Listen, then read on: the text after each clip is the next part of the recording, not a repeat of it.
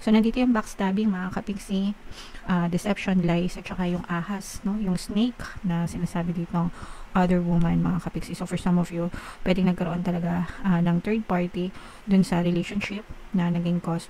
Guys, hindi ito sa lahat, no? Huwag yung pagbintangan yung mga jowa yung may third party kung wala naman, ha? kung wala naman, huwag nyong ipilit, mga kapiksi. Yung iba, inaaway yung mga jowa.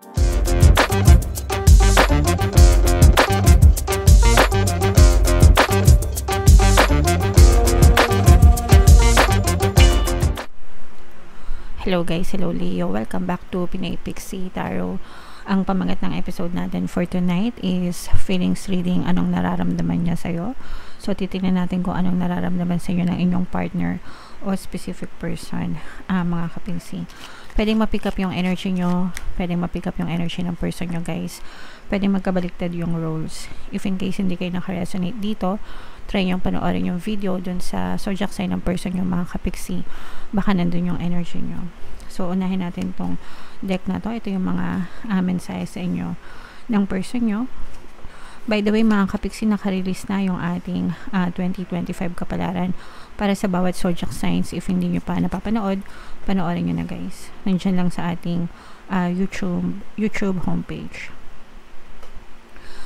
So, itong relationship nyo, guys, pwedeng hiwalay na kayo nitong person mo, mga kapiksi, o kaya pwede kayong LDR, no? Pwedeng LDR kayo ng person mo, o kaya naman pwedeng kayo pa rin ng person mo, mga kapiksi.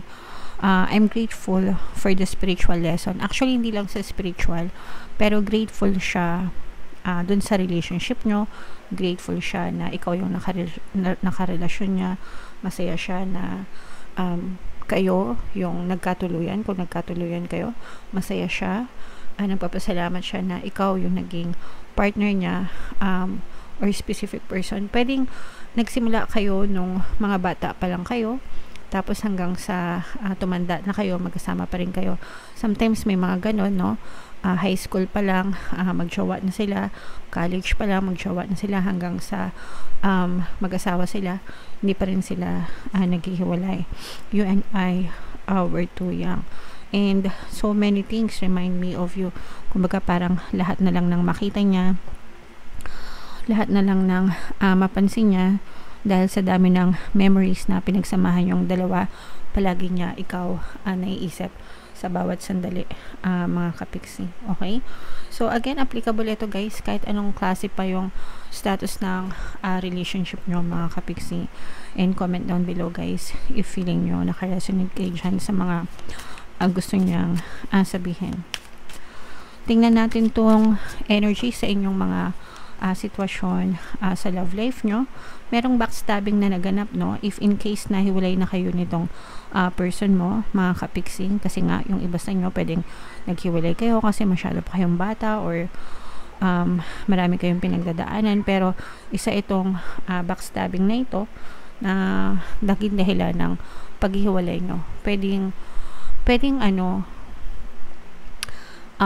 you felt betrayed, or they felt betrayed, mga kapiksi. Again, pwedeng magkabaliktad yung roles, mga kapiksi. Okay?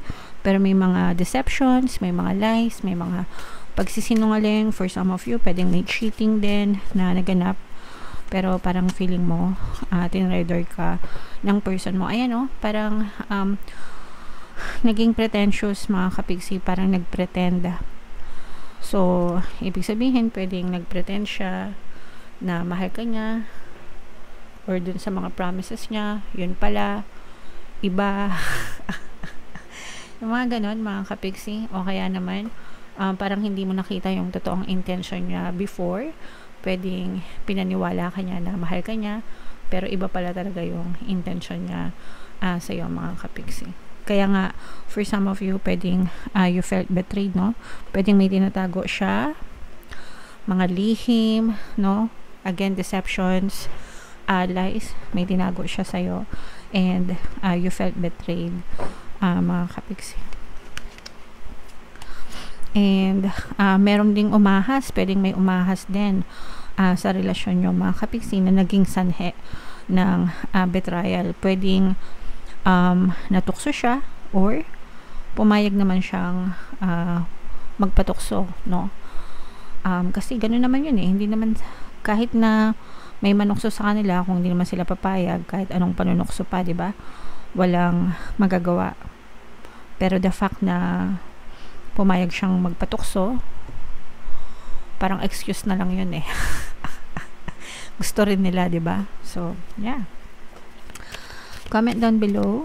Leo, if feeling nyo naka-resonate kayo dyan, tingnan natin yung ganap sa love life nyo, yung nararamdaman sa inyo ng person nyo. So, shuffle ko to guys.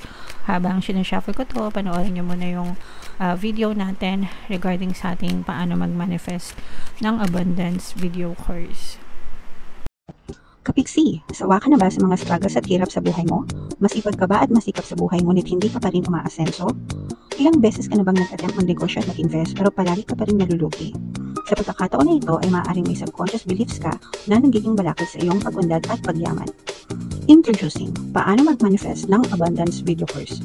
Dito ay matututunan mo ma-overcome ang mga balakid mo para tuluyan ka ng umunlad, umasenso, sumagana, maging matagumpay, successful at maswerte sa iyong kabuhayan, pera, trabaho, negosyo sa lapi at kaperahan ng bonggang-bongga. Dali, mag-send na ng email sa pinoypixie@gmail.com at simulan na ang iyong pagyaman ngayon. Alright, so sa lahat ng gusto mag-avail ng course guys, meron tayong promo ngayong October. Magbibigay tayo ng free 3-in-1 pampaswerte sa subliminal, sa pampaswerte sa buhay, sa pera, at sa love life worth 1,500. Yung freebie na yan guys, kaya mag-avail na kayo. And meron din tayong bagong course, mga kapiksi, paano mawala ang third party at magkaroon ng harmonious na relationship para mawala yung mga kabit ng mga jowa nyo guys. 20% discount naman yan until October 31, kaya mag-avail na kayo mga kapiksi. So, Leo guys, kayo ay na-represent ng Queen of Wands sa ating spread. Ito yung ating feelings energy. Meron ditong presence na Earth sign, Aquarius, Gemini, Libra. For some of you, maaaring air sign yung person nyo or may earth element kayo sa inyong natal chart. So, nandito yung backstabbing, mga kapiksi, deception, lies, at saka yung ahas, no? Yung snake na sinasabi dito other woman, mga kapiksi. So for some of you, pwedeng nagkaroon talaga ng third party dun sa relationship na naging cause. Guys, hindi ito sa lahat, no? Wag yung pagbintangan yung mga jowa yung may third party kung wala naman, ha? kung wala naman, wag nyong ipilit, mga kapiksi. Yung iba inaaway yung mga jowa. O, sabi ni kapiksi, may third party ka daw. Hindi lahat, mga kapiksi, no? Pero if feeling nyo, mararamdaman nyo naman yan guys, no? Kung wala, wag nyong ipilit, no? Pero for some of you, ito, clear evidence ito, mga kapiksi, na niloloko kayo ng person nyo and may umaahas dun sa relasyon nyo, mga kapiksi. So this is a clear third party energy for some of you, and ito rin yung nagiging cause ng mga problema nyo, mga kapiksi. For some of you, I'm sensing na hindi pa kayo hiwalay ng person mo. Yung iba, you're trying to save pa the relationship, no? Parang sinasalba nyo pa yung relasyon, at saka parang especially kung mga legal wives kayo, mga legal partners kayo, kasi parang ayaw nyo rin i-give up yung karapatan nyo, no? Bilang kanilang legal partner or legal spouse, mga kapiksi. Pero nandun din yung parang napapaisip na kayo, mga kapiksi. Napapaisip na kayo siguro sa tindi ng pinagdadaanan yung problema dun sa person nyo, mga kapiksi. Yung iba harap-harapan na ganyan. Kaya parang napapaisip na yung iba sa inyo na makipaghiwalay or umalis na ng bahay, run away from the person and from the relationship. Yung iba sa inyo, naiisip na yan. For some of you, you may also be dealing with a very immature person. Parang tingin mo sa kanya, isip bata. Yung iba sa inyo, parang yung person nyo, sarili lang nila yung iniisip nila. Parang sabi ko nga, immature at saka selfish, no? May pagka-selfish itong person mo. Wala siyang pake, basta masaya siya sa ginagawa niya. Doesn't matter kung tama siya or mali. For some of you, pwedeng magkaiba kayo ng tawag dito, lahi, no? Foreigner, ganyan, or magkaiba kayong lahi ng person mo, which adds up to the problem that you're facing. Yung iba pwedeng nakikialam yung mga in-laws. Baka sa iba, no, although hindi naman lahat, parang yung in-laws pa yung nagrereto. Baka hindi alam ng magulang niya na magjowa na kayo or nagpakasal na kayo, tapos parang pinagkakasundo yung jowa nyo sa ibang person, mga kapiksi, lalo na kung ibang lahi yung person nyo, guys, kasi sometimes sa kanila, di ba, parang uso yung mga arranged marriage, ganyan. Pero yung iba sa nyo, guys, parang you're trying to move on, you're trying to forget, mga kapiksi. Merong blessings in disguise dito, guys, sa relationship nyo or sa iyo. Matatapos kasi ito, matindi na yung mga problema nyo pinagdadaanan, pero parang kayo gusto nyo nang magsimula ulit, mga kapiksi, no? Pero parang gusto nyo, parang you don't see them in your picture. Parang hindi mo na sila nakikita. Parang gusto mo na mag-move on sa sarili mo. Kung may mga anak kayo, parang gusto mo sa iyo lang yung mga anak mo. Gusto mong humiwalay kasama yung mga anak mo and live your own life. Ganyan. Kasi parang gusto mo nang, yung iba sa inyo, parang gusto nyo nang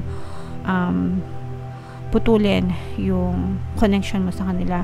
Parang gusto nyo ng bagong buhay na hindi sila kasama and maging independent na lang or maging single parent, ganyan, dun sa mga anak nyo. Okay? Alright. So, comment down below, guys, if feeling nyo naka-resonate kayo dyan. Sa mga naka-resonate, sa mga may third party, if ever na gusto nyo i-save yung relationship nyo, pwede mga kapiksi, pwede kayo makinig ng mga subliminals natin, pampawala ng third party, pampawala ng balakid, pampaloyal, at saka para ikaw ang piliin. So, yung 4 na subliminals na yun, yung pinaka best combo para mawala yung mga third party sa relationship nyo. Pwede rin kayo mag-avail ng course natin, guys, paano mawala ang third party at magkaroon ng harmonious na relationship. Okay? Alright. So, mag-send lang kayo ng email, guys. Ito yung ating 2025 kapalaran. Panoorin nyo na, mga kapiksi. And ito naman yung ating success stories ng paano mag-manifest ng abundance video course. Click here to subscribe, guys. Ito yung ating mga relationship subliminals. Thank you for liking, sharing, and subscribing. See you again next time. I love you all, mga kapiksi. Have a nice day. Bye-bye.